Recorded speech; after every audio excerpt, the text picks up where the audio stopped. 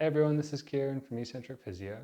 Today's exercise is about progressing some of our shoulder blade retraction, and it's where we might start to add a little bit of weight. So if you feel like when you try to go sideways with your arm this way, that you can't get the arm backwards, that it gets stuck over here forwards, then this will be a really useful exercise for you.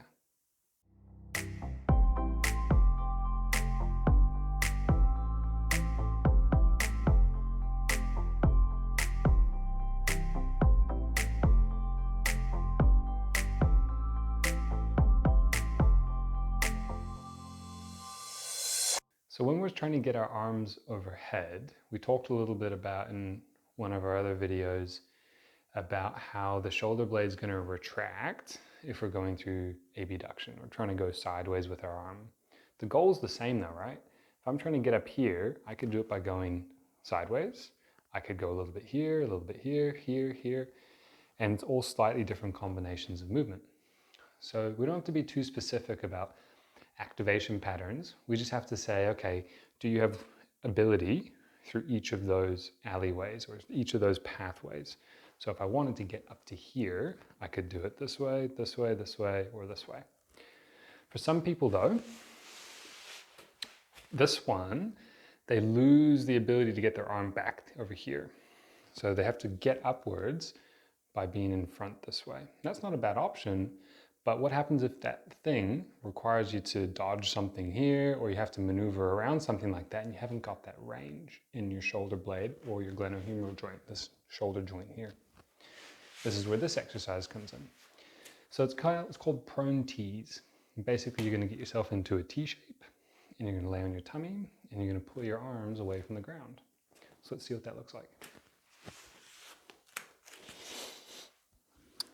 Now you could do, as usual, you could do one side at a time. You could do both at the same time. It really depends on what your goals are. Sometimes it's nice to do one, let that rest, and then do the other side, and then go back and forth. And it'll add a bit of a different challenge than doing them both at once. Arms are going to be here, and I'm going to do one at a time. I'm basically just going to lift away from the ground and come back down, up and down. Now, you'd want to be getting upwards of that range of kind of 15-ish in terms of reps. Once you can do that a few times and you're not too worried about it, start adding a little bit of weight. So this is 2 pounds.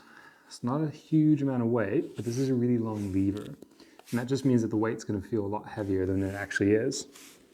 So if I hold that weight and I start retracting, just lifting away, I'm not worried too much about squeezing or focusing on certain areas.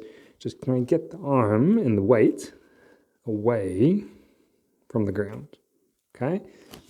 I'm resisting that temptation to bring my shoulder up this way, but what you'll find is that if you do that, that ball won't go as far away from the ground.